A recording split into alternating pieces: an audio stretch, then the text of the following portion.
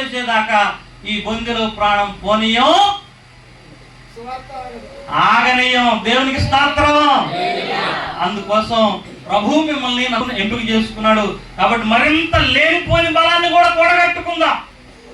అయిన వాళ్ళని పోగు చేసుకుందాం, కాని వాళ్ళని కలుపుకుందాం, వచ్చిన వాళ్ళని పిలుచుకుందాం, రాని వాళ్ళని కేకేసుకుందాం, మొత్తానికి పని చేసుకుందాం. దేవుడు మనం దీవించును గాక.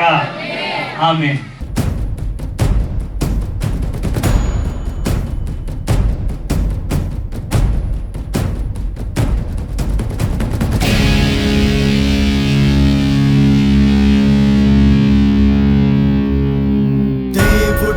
పక్షమున ఉండగా మాకు విరోధి ఎవడు?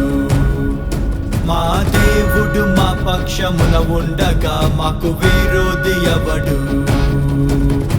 జీవము గల దేవుని సైన్యముగా